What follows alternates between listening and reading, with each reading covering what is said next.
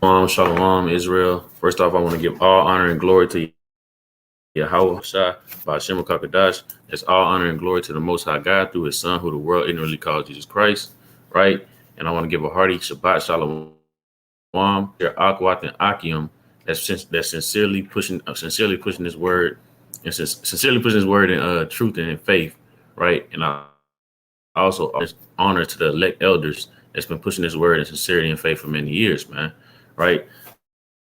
So it's another, and this one is entitled "Are the and Sojourners Gentiles, or strangers and sojourners non-Israelites, and are the Gentiles and Greeks always non-Israelites?"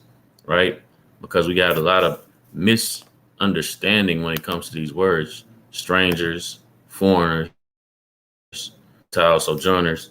These words right here, people get tied up in seeing these words and believing that they're actually can be non-Israelites, and at times they can be Israelites as well. That's why it's extremely important to know the context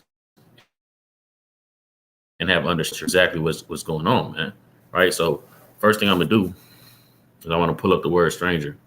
So I'm gonna share my screen, or sojourner, whichever one, because they're all interchangeable. They all mean the same thing, right?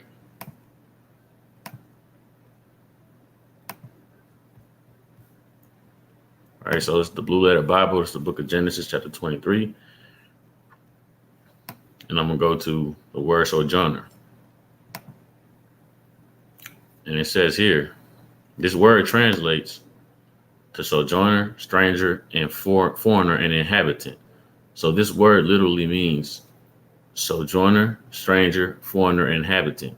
So they are all interchangeable. These words mean the same thing, and they're used numerous times throughout the scriptures, right?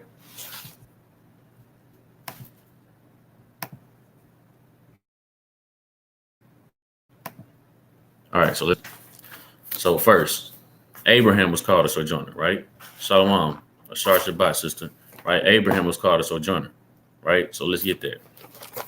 It's the book or stranger, same thing. The book of Genesis, chapter 17, and I'm gonna start at verse 6. And I will make thee exceeding fruitful, and I will make nations of thee, and kings shall come out of thee. And I will establish my covenant between me and thee and thy seed after thee and their generations for an everlasting covenant, to be a God unto thee and to thy seed after thee. And I will give unto thee and to thy seed after thee the land wherein thou art a stranger, and a land of Canaan, for and all the land of Canaan for an everlasting possession, and I will be their God. So what it says, the land where thou art a stranger. So it's calling Abraham a stranger in that land of Canaan, because Abraham is what? From Ur of the Chaldees, right? Let's prove that. It's the book of Acts, chapter 7, and verse 1. Then said the high priest, "Are these things so?" And he said, "Men, brethren, and fathers, hearken. To God of glory appeared unto our father Abraham when he was in Mesopotamia, before he dealt in Charan, and said unto him, Get thee out of thy country and thy kindred, and come into the land which I shall show thee. Then came he out of the land of the Chaldeans and dwelt in Charan, and from thence, when his father was dead, he removed into this land wherein ye now dwell." So what? Abraham was called a stranger because what? He was dwelling in a land that was not his, right? He was dwelling in a land of where he was not from. So a stranger doesn't necessarily mean that you're not of a certain nationality. It just means you can be dwelling in a land where you're not from. That's one form of a stranger, right? There's many forms of a stranger. That's just one, right? Let's get another precept, right? It's the book of Baruch, chapter 3, and verse 9. Here Israel of life, give ear to understand wisdom. How happeneth it, Israel, thou art in thine enemy's land, that thou art in a strange country, that thou art defiled with the dead. So what? It's not your land, it's your enemy's land. So it's a strange country, stranger in their enemy's land. So right now, us so-called blacks, Hispanics, and Native Americans, we're strangers in the land of America, in the land of Babylon, right? Because this is our enemy's land. Even though our ancestors, the Native Americans, really planted their flag on this land first, right, so to speak, right? But this has now become our enemy's land. This is no longer our land, man. Right? Why? Because the enemy has taken over it. Right? Our land is Israel. Right? So this is another way to be a stranger, by dwelling in your enemy's land. Right? And we know that Israelites have been dwelling in their enemy's land since we've been scattered. Right? So Israelites can definitely be strangers because we dwell in the enemy's land, as we just read in the book of Baruch. Right? Let's get another precept on that. Right? It's the book of Tobit, right?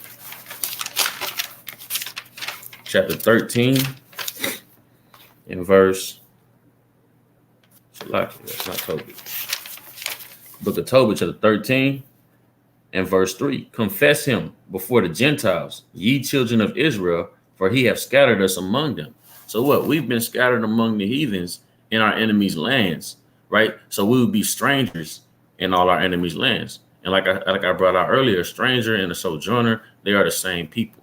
They are of one fold. Being a stranger and a sojourner and a foreigner is the same thing, right? So yes, Israelites can be strangers, Israelites can be foreigners, and Israelites can be sojourners, man. We can be all three because they're all the same. And we're proving it right now through the precepts that every time you read the word stranger, every time you read the word sojourner, every time you read the word foreigner, does not mean that the people are non-Israelites, right? It can literally just mean that they're dwelling in their enemy's land. And there's other ways to become a stranger as well. And we're going to prove that, man, through the spirit and power of Yahweh Basham Yahushua, right? Let's get the book of Genesis, chapter 23. And I'm going to start at verse 2. And Sarah died in Kiriath Arabah, the same as Hebron, in the land of Canaan. And Abraham came to mourn for Sarah and to weep for her. And Abraham stood up from before his dead and spake unto his sons of Heth, saying, I am a stranger and a sojourner with you. Give me a possession of a burying place with you, that I may bury my dead out of my sight. So what? Once again, Abraham is referring to himself as a stranger, right, to the sons of Heth, that he may bury his wife, man. Why? Because once again, this is not the land of Mesopotamia. This is not Ur of the Chaldees, where he's from, right? And we know what? Abraham is the forefather of the Israelites, right? Let's get another precept. It's the book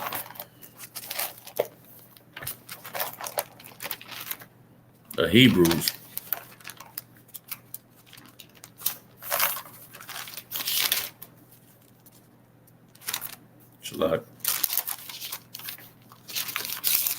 chapter 11.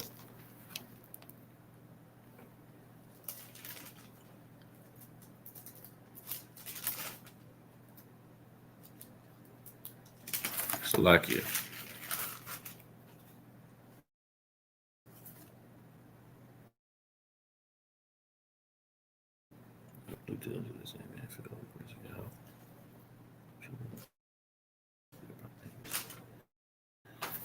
Salakia, that's not what I wanted.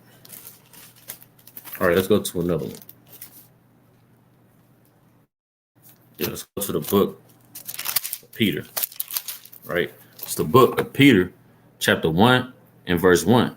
Peter, an apostle, Yahushua Mashiach, to the strangers scattered throughout Pontus, Galatia, Cappadocia, Asia, Bithynia, elect. So Peter is calling these strangers elect, right? According to the foreknowledge of Yahweh the Father, through a sanctification spirit unto obedience and the sprinkling of blood of Yahushua Mashiach. Grace unto you and peace be multiplied, right? So calling these men strangers, but then he also calls them elect, right? These men that are scattered. Now, we already read in the book of Tobit, chapter 13, verse 3, that scattered, right? But the elect, right? It's the book of Isaiah, right? The book of Isaiah, chapter 45. For Jacob, my servant's sake, and Israel, mine elect, I have even by thy name, I have surnamed thee, though thou hast not known me. Right? So these men who Peter is writing referred to as the strangers scattered throughout Pontus, Galatia, Cappadocia, Asia, and Bithynia. Right?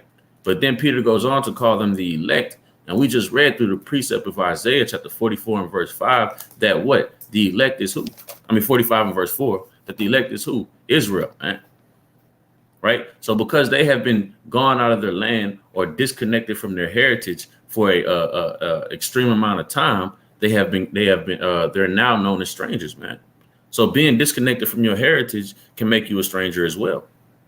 That's another way to become a stranger, right? It's the book of First Maccabees, right?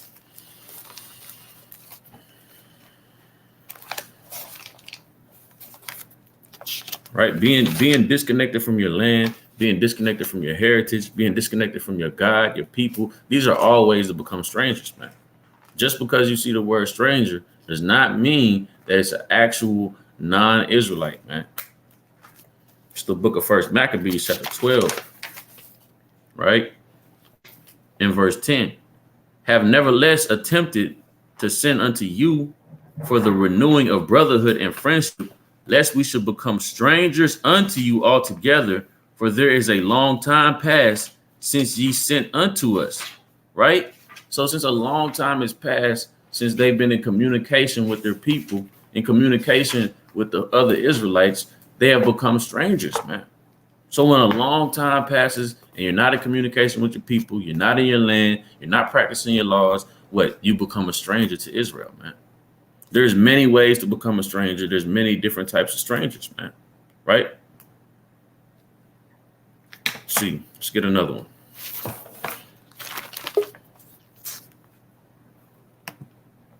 Right? Let's get another one.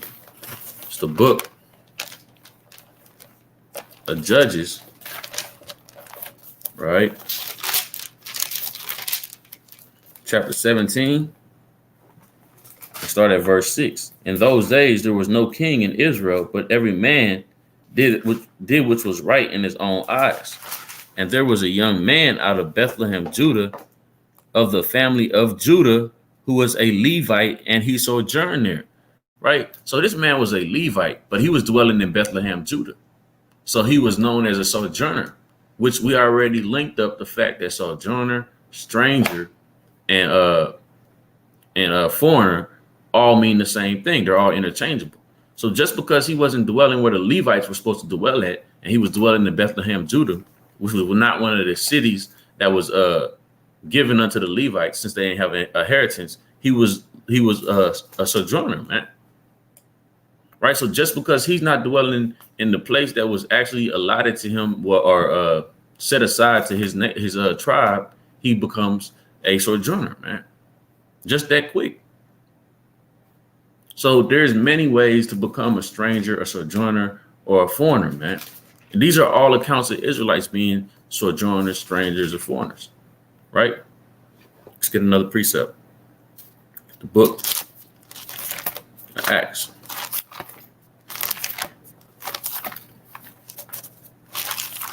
All right. It's the book of Acts.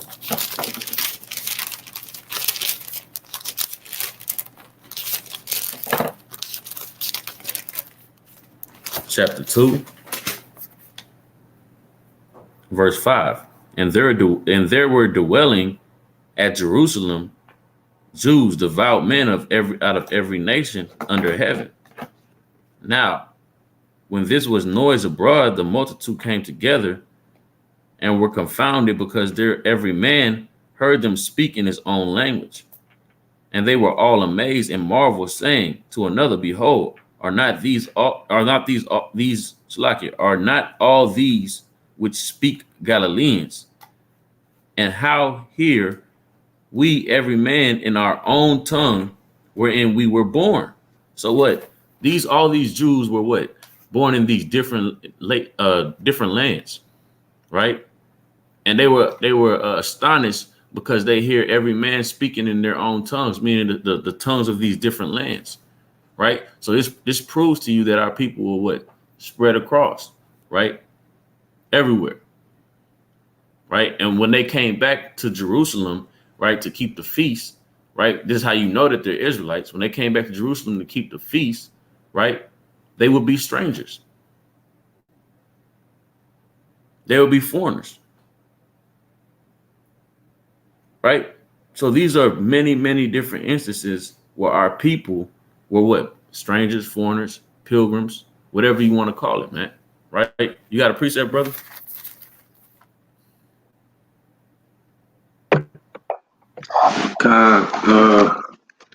You went into Psalm 69. La. All right, this is Psalm 69 and verse 7. Because for thy sake I have borne reproach, shame hath covered my face. Talking about for the sake of the Lord. I am become a stranger unto my brethren and an alien unto my mother's children. Because when you come into this word, you know what I'm saying? Like sometimes your own family will alienate you and feel like you own some other stuff. Therefore, you are become a stranger unto them. So that's that one type of stranger. You know what I'm saying? Another would be more so. I get one on the pilgrim. It'll be 119, Psalm 119, and verse 19. I am a stranger in the earth. Hide not thy commandments from me. And right there it just said, you know, basically he is a stranger in the earth, you know, a pilgrim in the earth, and you know, while he's out and about, hide not the commandments from him. So he you know, won't be, you know, yeah, come. And then I got one more. I'm gonna go to Lamentations 5 and verse 2. And this is showing the strangers in the earth that are heathen, because you know it's many different type of strangers. I start at verse 1. This Lamentations 5 and 1. Remember, O Lord, what is come upon us. Consider and behold our reproach. Our inheritance is turned to strangers, and our houses to aliens. So yeah, I mean that right there is pretty plain. You know, that's if our inheritance, which you know the inheritance is for us, Israel, is turned into strangers, and our houses to aliens, it is given to another nation. But yeah, that's all I got. Right? It's the book of Psalms, chapter 39 and verse 12, right? And this is what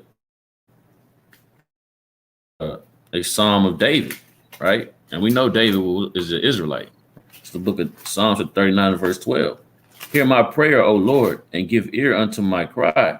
Hold not the peace of my tears, for I am with thee and a sojourner. That's all my father's word, man. Right? So what? David is saying that he's a stranger with the father, man. That's all his father's word. Right?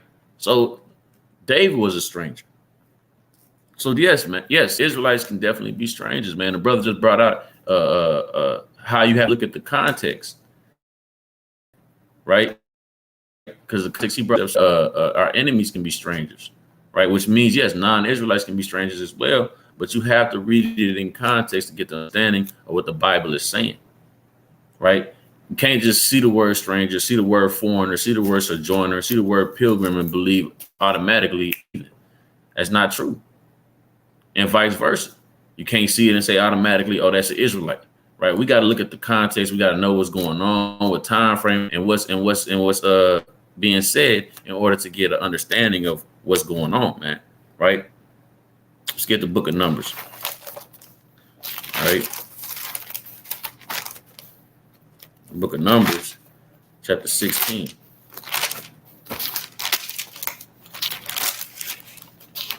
It's the book of Numbers, chapter 16. In verse,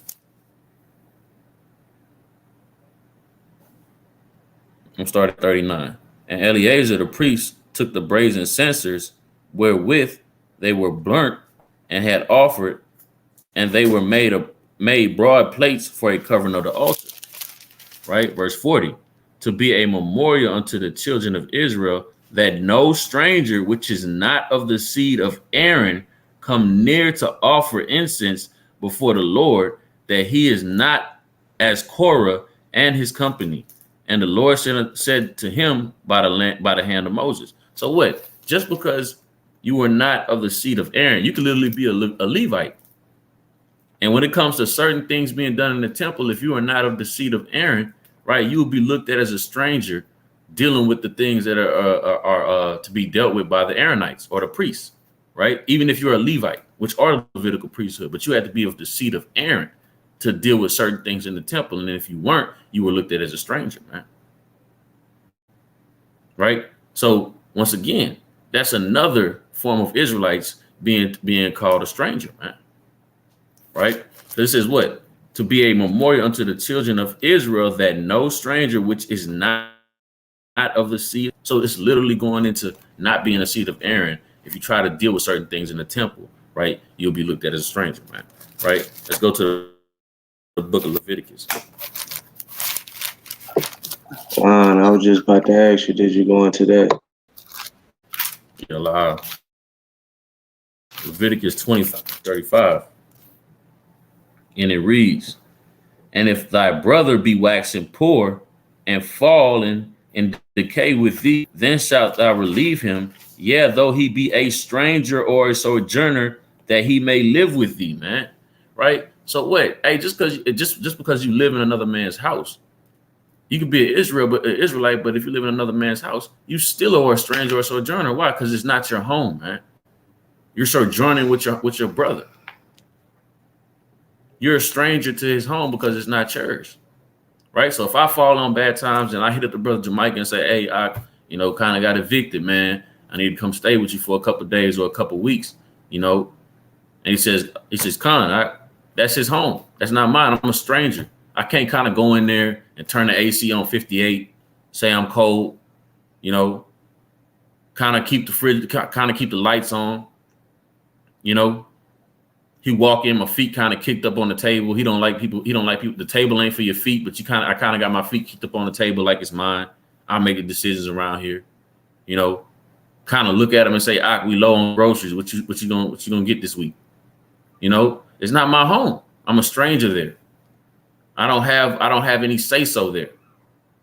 I'm sojourning until things get better for me, or until I get tired of a brother and was like, hey, I gave you a couple weeks, man. It's time to go, whatever. Right. But it's not mine. So I become a stranger to it. I become a sojourner to it, man. Right. It's a precept that goes with that in the book of Sirach. Right. It's the book of Sirach, chapter 29. And we start at verse 20. It just goes right along with the law. Right. Help thy neighbor according to thy power. Right, just like I said, if your brother or your neighbor fall on hard times, right? Help thy neighbor according to thy power, and beware that thou self fall not into the same. The chief thing of life is water and bread and clothing, and a house to cover shame. Better is life of a poor man in a mean cottage than delicate fare in another man's house, right? Because like I just brought out, man, in another man's house, you got to kind of live by his rules, right? You can't do what you want to do in another man's house. Right. Hey, if in his house you say, hey, TV off at 5 p.m. Hey, you can't kind of be up at midnight trying to watch TV. That's that man's house. Right. So it's not a great feeling to be in another man's house because you got to follow that man's rules. Right. Hey, We keep the commandments in my house. You know, my brothers, they don't keep the commandments. They couldn't come stay with me and think that they're gonna be able to eat no damn shrimp in my house. They couldn't come stay with me and think that they're gonna be able to eat no damn catfish in my house, man. That's not gonna happen, right? They couldn't come stay with me and think they're gonna defile the Sabbath, right? Mute your phone. Mute your phone. Mute your phone for me. Oh, mute the phone, so like They couldn't think they're gonna do something like that, man. Because this is my home and the rules abide in my house. You gotta follow them if you're gonna stay here, right? So it's not a great thing to be living with your neighbor, man, right? Reading on. Well, I'll read it again. Better is the life of a poor man in a mean cottage than delicate fare in another man's house. Be it little or much, hold thee contented that thou hear not the reproach of thy house. For it is a miserable life to go from house to house. For where thou art a stranger, thou darest not open thy mouth. Right? So what? Going from house to house, hey, you're a stranger, man, because you don't have your home. So if you living with one, if I'm living with the brother Jamaica, he kind of kicked me out, right? Say my feet stink, right? Then I call up the brother Wati and like, I fell on bad times. Can I stay with you? Right? I'm living from house to house, man. I'm a stranger, right? That doesn't mean that my nationality's changed. It doesn't mean that I'm all of a sudden not an Israelite anymore. It just means I don't have my own home. I'm a stranger and a sojourner. Hey, I'm somewhat of a pilgrim, man. Right? Reading on. From house to house, thou art a stranger, thou darest not open thy mouth. Right? Thou shalt entertain and feast and have no thanks. Moreover, thou shalt hear bitter words. Come, thou stranger, and furnish a table and feed me of that thou hast ready.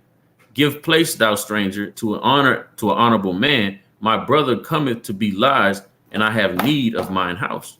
Right? So what, man? You a stranger by staying with other men, with your brother or your sister or whoever you staying with that's not, your own home. You become a stranger, man. So what? We cover being a stranger by what? Dwelling in a land that's not yours. We cover stranger by what? Being away from your heritage, understanding of the Most High. We cover stranger about what? Being non-Aaronite and trying to deal with certain things in the temple, right? We cover stranger about what? Dwelling with the heathens, right? We cover strangers that are the heathen or the enemies, right? So we cover the various litany of ways to be a stranger and how there are different types of strangers and how strangers can be Israelites and they can be heathens, man, right? So with that, we want people to understand, as I brought out from the beginning, just because you see the word stranger, sojourner, or foreigner does not mean that it's non-Israelite or vice versa, man. Right? So with that, we're going to move on to the next topic, which is what? Are Gentiles always non-Israelites, man? Right? Brother Potawati just got in here. I'm going to let him bring out the first precept on that. You got a precept on the Gentiles, Doc? God, I kind of want to bring out Romans 9, verses 25 through 27. My phone's about to die, so bear with me. It says, verses 25 through 27, it reads, as he saith also in Hosea, I will call them my people, which are not my people, and her beloved, which was not beloved. And it shall come to pass that in the place where it was said unto them, you are not my people, there you should be called the children of the living God. Right? Where was this said at? Well, where was it said at, man? Well, they kind of told us where it's at back in the book of Hosea. So let's jump to the Hosea, the first chapter, verse 10. Right? This is the book of Hosea. So let me get it. Hosea chapter 1 and verse 10. Right? And it reads, and now I will discover her lewdness. Hosea. I was the wrong verse. Hosea 1 and 10. Yet the number of the children of Israel shall be the sands of the sea, which cannot be measured or numbered. And it shall come to pass that in the place where it said unto them, you are not my people, there shall be said, you are the sons of the living God. Right? So that shows you right there that the people who are not a people that's in the New Testament are the Israelites. Because the same thing is said, the exact same thing, verbatim what it says in the book of Romans is what it says in the book of Hosea. Right? Let's also get one more precept. Let's go to the book of Isaiah, chapter 7, verse 8. like Salakia, Romans. Salakia, King. Your connection is really bad. Really hard to understand anything you brought out. Right. I'm gonna bring out what you just brought out. So it can be heard clearly. Right. The brother about the book of Romans, chapter 9 and verse 25 to 25 to 27. But I'm gonna start at 24. Right. Even us, whom he had called, not of the Jews only, but also of the Gentiles. Right. So a lot of people see that scripture or hear that scripture, right, and they believe that it's talking about actual Gentiles, meaning non-Israelites. Right. But you got to read on. Right. As he said also in OC, OC is a Greek way of saying the name Hosea, right? So he says, as he said, right? So he's quoting something. As he said also in OC, which is the Greek way of saying Hosea, I will call them my people, which were not my people, and her beloved, which was not beloved. And it shall come to pass that in the place where it shall be said unto them, ye are not my people, there shall they be called the children of the living God. So the brother went back to Hosea, right? And went back to the book of Hosea,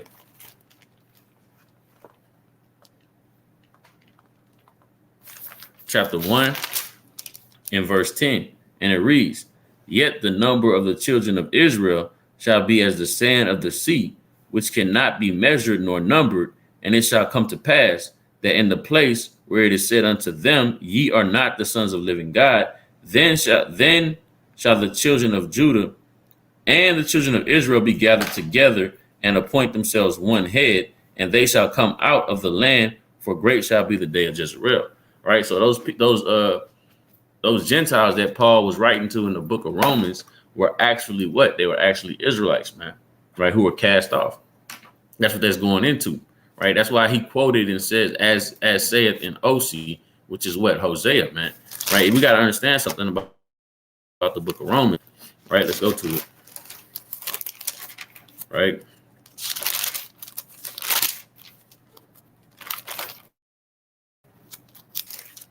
The book of Romans, chapter 1 and verse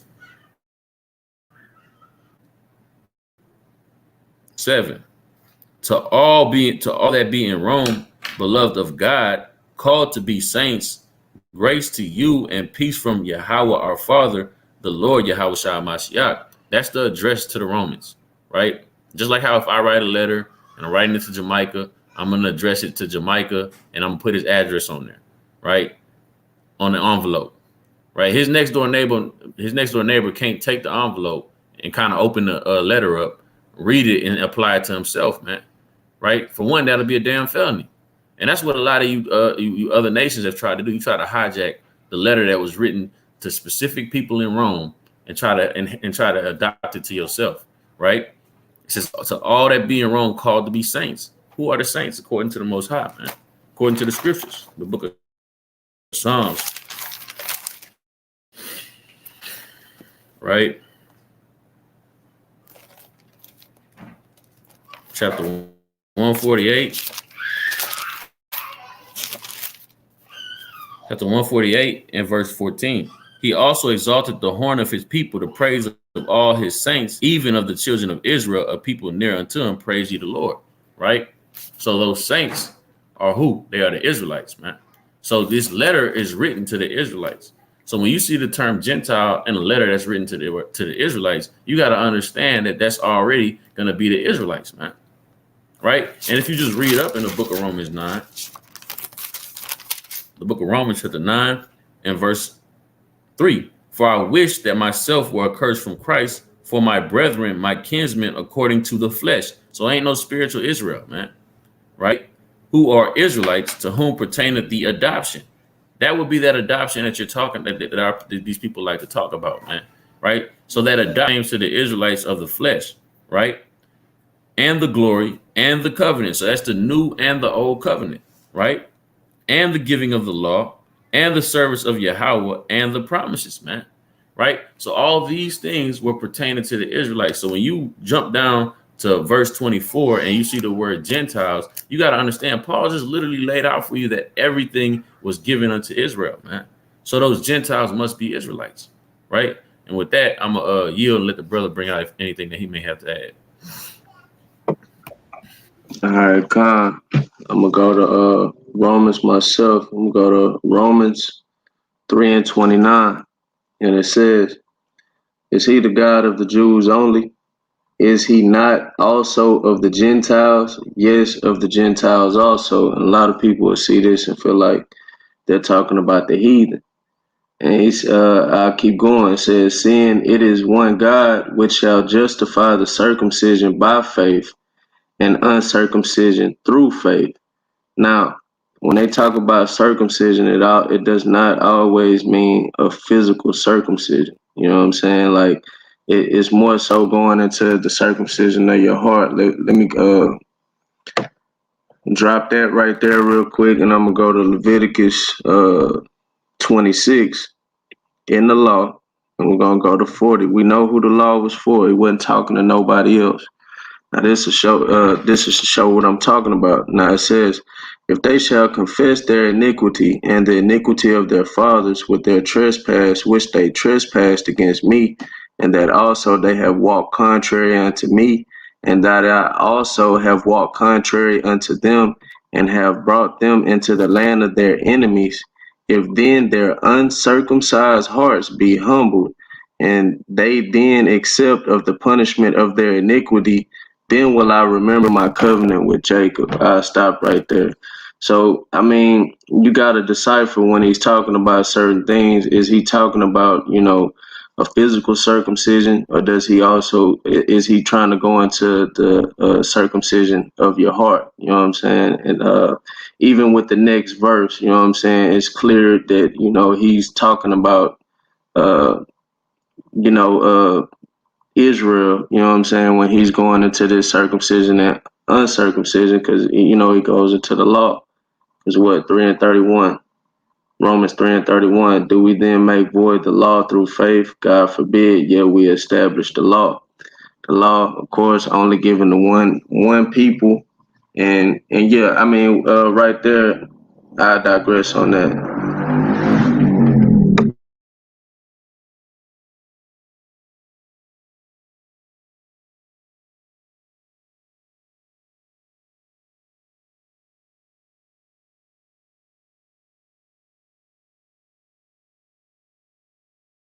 Con. The law is only given to one You know what? people, man. Right?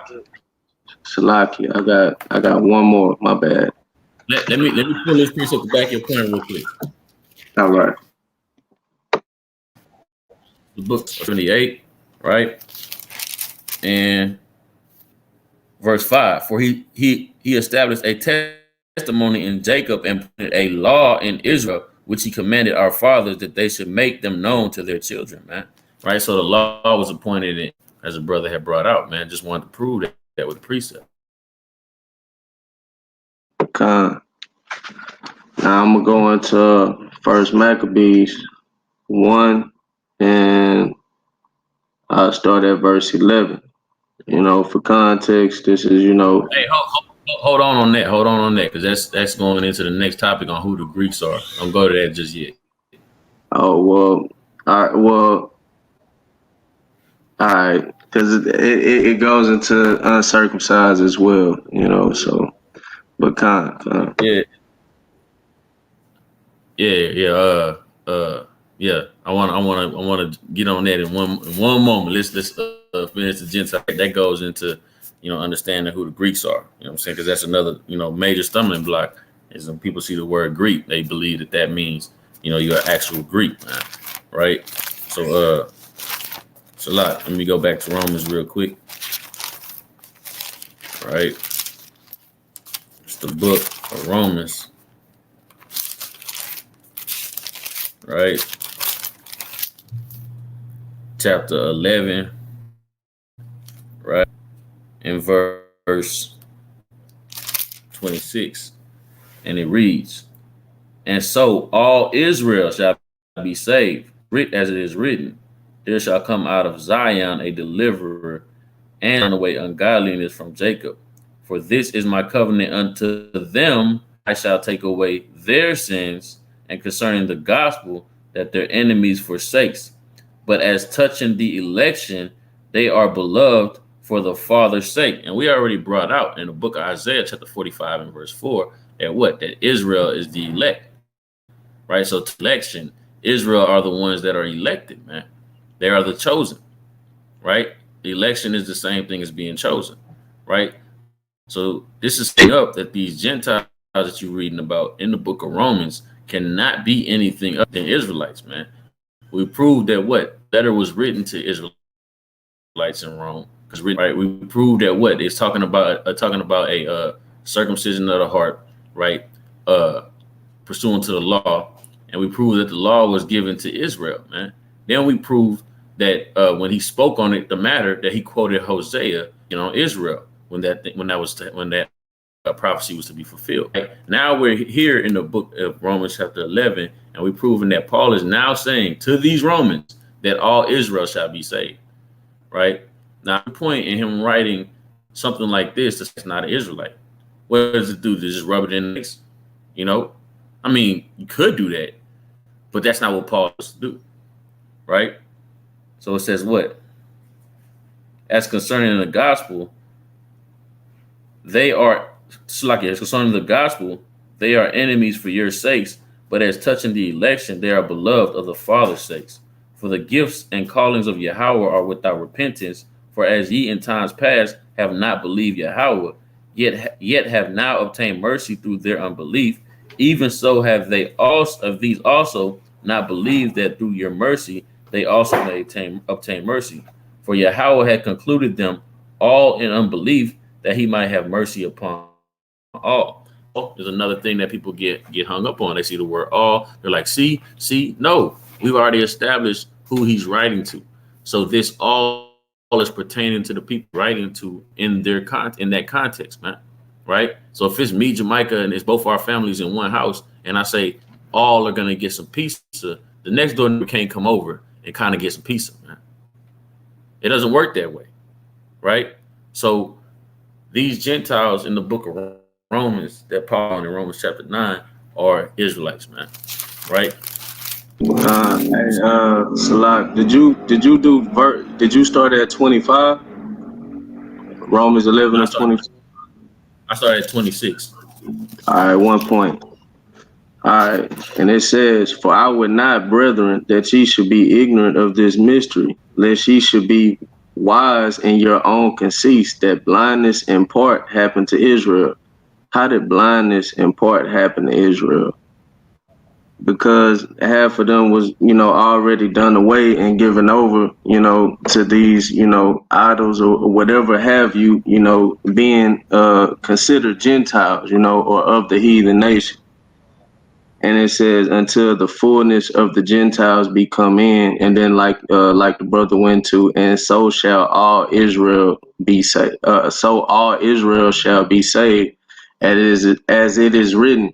Because when the Gentiles who were Israelites, come back into who they are, they're gonna be saved, and all Israel be saved. They won't be blinded in part anymore. And I, rest with that.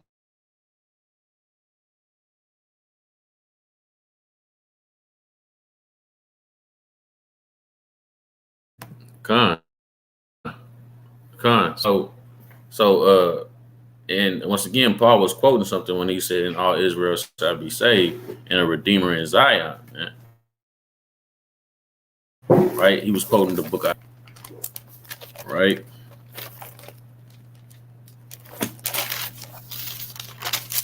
The book of Isaiah, chapter 59, and where I want to start at.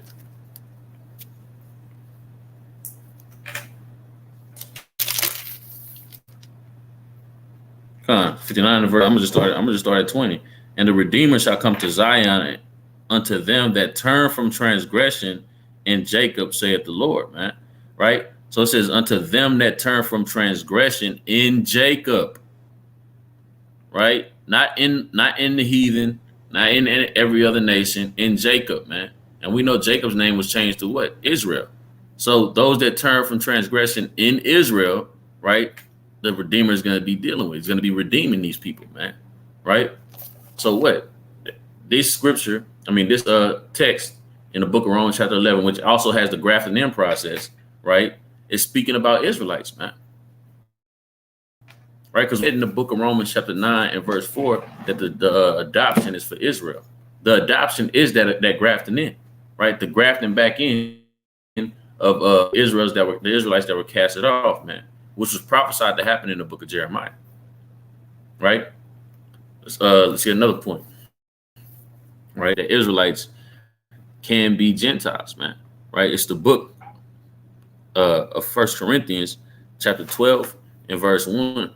Now, concerning spiritual gifts, brethren, would have you not have you ignorant. Once again, he's telling you he don't want you to be ignorant, right? I would not have you ignorant. Ye know that ye were carried unto these dumb idols, man. Our people were following the ways of the heathen, carried away by dumb idols, worshiping gods that weren't their gods, right? Worshiping damn, molten calves and golden pigs and all kind of other things, man. Baal and all these other things, right? Spiritually, man, right? By doing things that the Gentiles were doing, right? So now he's coming in to let you know, hey, put these things away. You have Christ. Christ can forgive you Christ has have gotten you forgiveness for your sins and gotten you mercy and grace. Now believe on Christ and repent. That's what Paul was teaching, man. Right?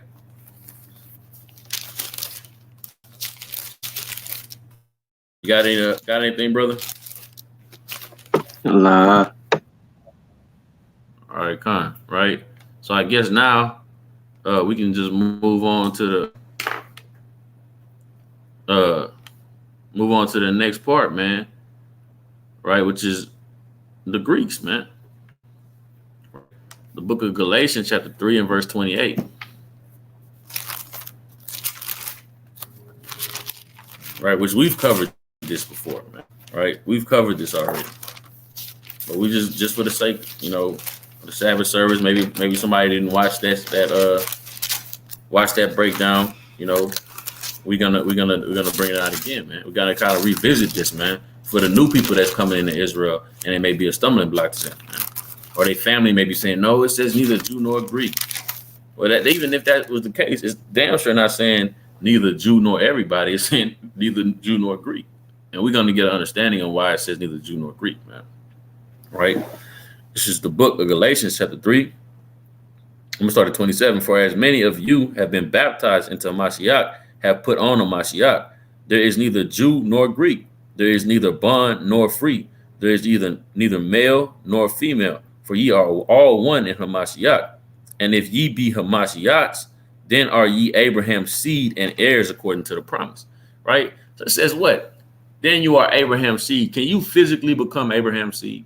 Let's look into the Greek for what that word means. Right? I'm gonna share my screen.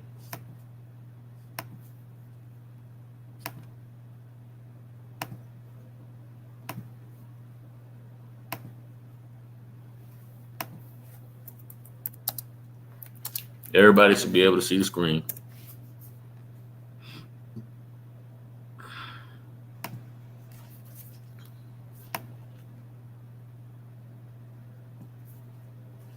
Let's play it. Strong's G 4690 sperma. Sperma. Right? Can you spiritually become of somebody's sperm? Right? What does it say? The semen. The semen viral. The product of this semen. Seed, children, offspring, progeny, family, tribe, posterity, man.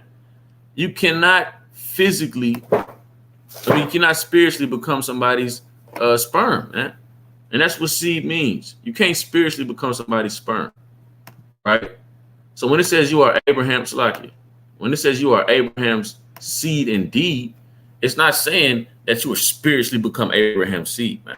You spiritually become Israel. You can't spiritually become somebody's sperm, man. You got to literally come out the loins of somebody, right? Reading on.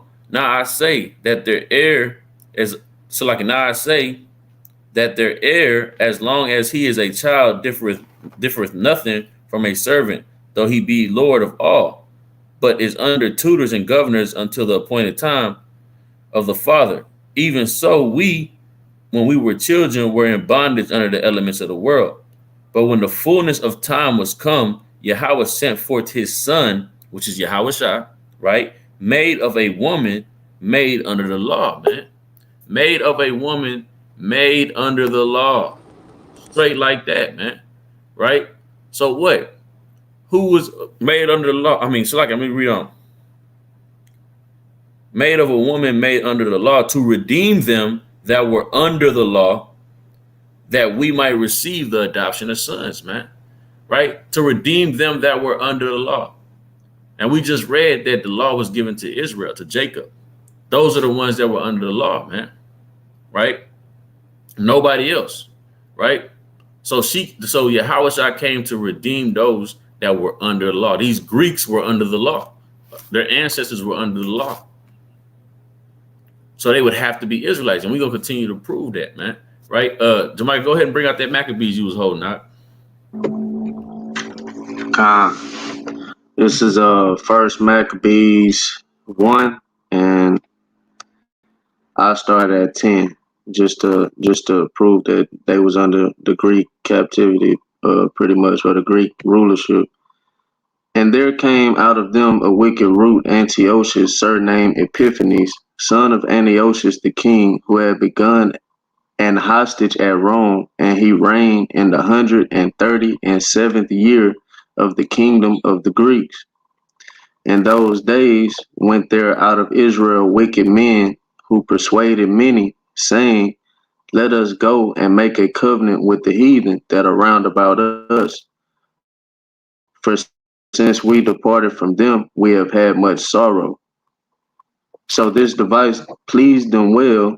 Then certain of the people were so forward herein that they went to the king, who gave them license to do after the ordinances of the heathen. Whereupon they built a place of exercise at Jerusalem according to the customs of the heathen, and made themselves uncircumcised, as I was trying to bring out earlier, and forsook the holy covenant, and joined themselves to the heathen, and were sold to do mischief. So they made themselves uncircumcised by not, following the ordinance of the Lord and being given over to the ordinance of the heathen. And it wasn't even by force, it was by the own will of their heart. And in that turn, and in terms of that, they became a Gentile, of a heathen nation. They actually, I'm not actually, like they did that spiritually, but they actually physically uncircumcised themselves. That's actually in history. You mean you're talking about as far as when they start killing them for trying to circumcise them? Like, how? What you mean? No, they actually physically uncircumcised themselves. Like took skin from another place on their body and literally uncircumcised themselves. Like that's a real thing that they was doing. Okay, Khan. I never heard of that. Padawati, you got some?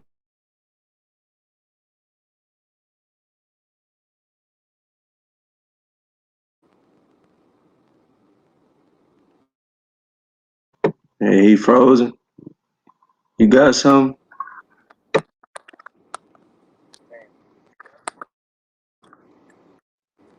Can y'all hear me? You frozen? You frozen, not? Brothers.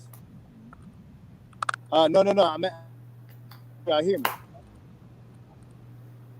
Yeah, I don't think they can Yeah, hear me. like, we can't hear you out. You in and out. Your connection's still bad. All right, so y'all can't hear me. All right, I'm gonna put my precept in the chat. Right. I'm gonna just bring this out. It's the book of First Maccabees, right? Because what our people of Greek culture, as the brother Jamaica was just bringing out, man, our people was assimilating to this Greek culture, right? That's how they became Greeks, right? It was the Hellenization period. You can look it up in history that's what the Greeks did. They brought in Hellenization, where they made everybody assimilate into their culture. They were the first nation to do that, man. right? The Persians didn't do that. The Persian allowed you to serve your own God and do your own ordinances. You had to pledge your allegiance and league to them, but they allowed you to serve your own God and keep your own ordinances, man, right? But the damn Greeks, they came in with Hellenization, where they made everybody assimilate to them. That's why many people call themselves Greeks, man, right? It's the book, First Maccabees, chapter 1 and verse 41. Like it. 1 in verse 41. Moreover, King Antiochus wrote to his whole kingdom. So, like it. You read this already, Jamaica, huh? It said, what verse? 1 in 41. Nah, lie. Moreover, King Antiochus wrote to his whole kingdom that all should be one people, and that everyone should leave his laws. So all the heathen agreed according to the commandment of the king. Right. So, like I said, the Greeks brought in this Hellenization. They did this to every other nation, but other nations don't matter because they didn't have the laws of Yahweh B'Shem Yahushua. Right. Yeah, many also of the Israelites consented to his religion and sacrificed unto idols and profaned the Sabbath. For the king has sent letters by messengers unto Jerusalem and cities of Judah that they should follow the strange laws of the land and forbid burnt offerings and sacrifices and drink offerings in the temple, and that they should profane the Sabbaths and the festival days and pollute the sanctuary and the holy people, set up altars and groves and chapels of idols and sacrifice swine's flesh and unclean beasts, that they should also leave their children uncircumcised and make their souls abominable with all manner of uncleanness and profanation, to the end that they might forget the law and change all the ordinances. And whosoever would not do according to the commandment of the king, he said he should die. Right? So what? He said he made them change the law. Forget their law and change all their ordinances, man. He literally made them become Greeks because if they didn't, he said that they should die, man. They should die. Straight like that. So these Greeks that you're reading about are Israelites that were Hellenized and made to become Greeks, man. Made to assimilate into the culture of the Greeks because they were under Greek captivity and Greek authority, man. Right? It's the book of Second Maccabees, chapter 6, right? In verse 6, right? Neither was it lawful for a man to keep Sabbath days or ancient feasts or to profess himself at all to be a Jew. And in that day of the king's birth, every month, they were brought by bitter constraints to eat the sacrifices. And when the feast of Bacchus was kept, the Jews were compelled to go in procession to Bacchus carrying ivy. Moreover, there went out a decree to the neighbor cities of the heathen by suggestion of Ptolemy against the Jews that they should observe the same fashions and be partakers of their sacrifices. And whoso would not conform themselves to the manner of the Gentiles, right, should be put to death. Then might a man have seen the present misery. Right? So what? They weren't even allowed to call themselves Jews, man. They weren't even allowed themselves to profess themselves to be Jews. They weren't allowed to keep the Sabbath days. They weren't allowed to circumcise their children. They weren't allowed to do anything that made them a separate nation from the Jews while they were in this Greek captivity, right? So a lot of our people assimilated to that out of fear of death. And over the years of being in captivity, when a mother has a child, right, and she's been assimilated, she's not teaching a child, hey, you're a Jew, you're an Israelite, this is our ordinances, this is our heritage. She's teaching them the ways that she feels is going to keep them alive, which is what? Being a Greek, man. So they called themselves Greeks because they lived as Greeks and they were assimilated in the Greek culture, man. Right? Reading on. For there were two women brought who had circumcised their children, who when they had openly led round about the city, the babes hanging at their breasts, they cast them down headlong from the wall, man. So they killed them, man. Straight like that. Because they circumcised their children. So a lot of mothers, they were scared to do that.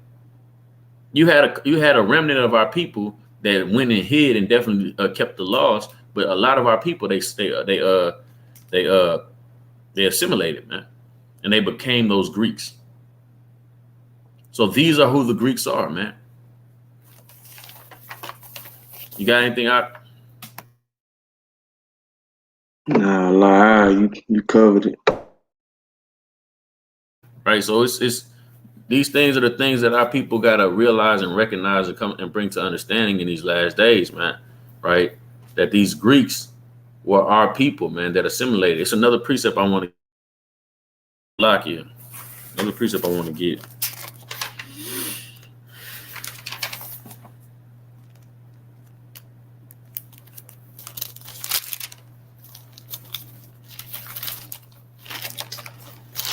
Right.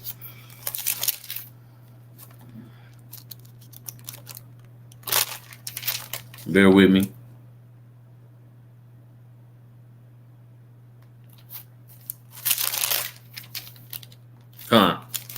Right. It's the book of Mark, chapter 7, and verse 24. And from thence he arose and went into the borders of Tyre and Zidon, and entered into a house, and would have no man know it, but he could not be hid. For a certain woman whose young daughter had an unclean spirit heard of him, and came and fell at his feet. The woman was a Greek, a Syrophoenician by nation. Right, so it's letting you know that she literally was assimilated into being a Greek because she was a Syrophoenician by nation. But we're gonna prove that, right? He besought himself that he would cast forth the devil out of her daughter. But Yahweh said unto her, let the children be filled, for it is not meet to take the children's bread and cast it unto the dogs. Right? This story is a familiar story, right? Well, let's go to the eyewitness, Matthew, man. Right? The book of Matthew, chapter 15, and verse 24. Remember, it called her a Greek. The book of Matthew, chapter 15, and start at verse 22. And behold, a woman of Canaan. So was she a Greek or was she a Canaanite? You see that? She was referred to as a Greek because even though she was a Canaanite, a Syrophoenician, she was assimilated in the time of the Greek reign into a Greek. So she was called a Greek, the same as our people assimilated in that same manner and were called Greek. Because now it's telling you she was a Canaanite, and came out of the same coast and cried unto him, saying, have mercy on me, O Lord, thou son of David. My daughter is grievously vexed with a devil. We know it's the same story, man. Right? It's the same story. But one calls her a Greek and one calls her a Canaanite. Man. Why? Because she assimilated into the Greek culture, man. Because as it said in the book of Maccabees, he said that to all the heathen. That we one nation, man. And all should leave their laws and assimilate into the Greek laws, man, and the Greek customs, right? So yes, the Greeks that you read about when it says neither Jew nor Greek is talking about Israelites, man, that assimilated into Greek culture through Hellenization, man. So what? We covered the strangers, the foreigners, and the pilgrims, right? And the sojourners. We covered Gentiles, right? In a small stint. There's plenty of precepts to bring out about Gentiles, not even just in the New Testament, but in the Old Testament as well, right? But for time's sake, we brought a couple precepts on Gentiles, just showing we weren't trying to prove everything. We were just trying to show the fact that Israelites can be called Gentiles as well, right? And now we brought out precepts showing that the Greeks being spoken of in the scriptures, right, in the New Testament are mainly talking about who? Israelites, man. So with that, Lord willing, somebody was edified or will be edified in the coming days, man. I'm gonna say Shabbat Shalom. Brothers will be at camp today at Discovery Green, man. Lord willing, around 3:30. Right. So with that, I'm gonna say Shalom. Shalom.